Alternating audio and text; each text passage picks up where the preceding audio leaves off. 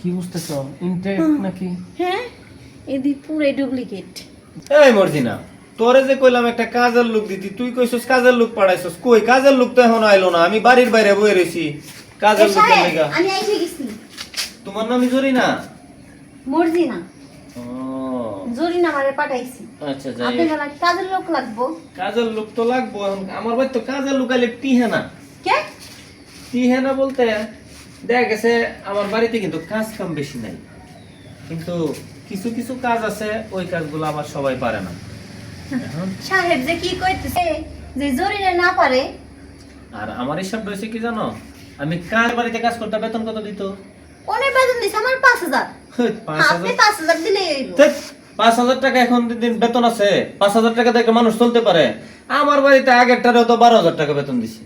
ও বাবা, 12,000। কিন্তু কাজগুলা সবগুলা আগে করতে হইব।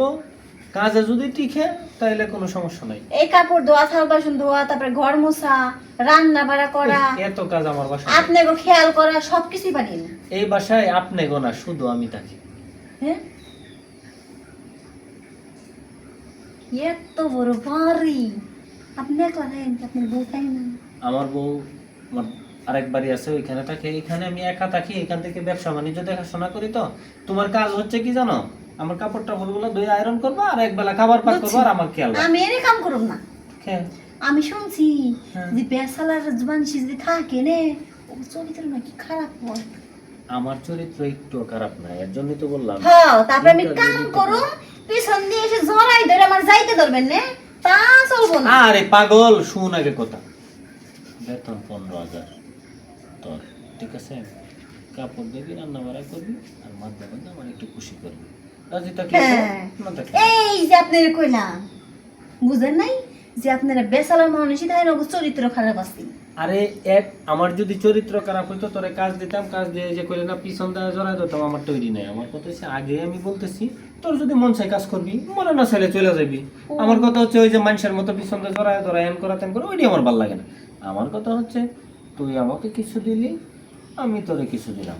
সাহেব, বুঝছি আপনার চরিত্র অনেক ভালো, বুঝছেন? হ্যাঁ হ্যাঁ, আপনার চরিত্র অনেক ভালো, কারণ আপনি তো মনে করেন পিছন দেশে জড়াই ধরেন না, আপনি টেকা দিয়ে সামনে দিয়ে কাজ করেন। হ্যাঁ হ্যাঁ হ্যাঁ। আপনার চরিত্র যেহেতু ভালো, তাহলে আমি রাজি আছি।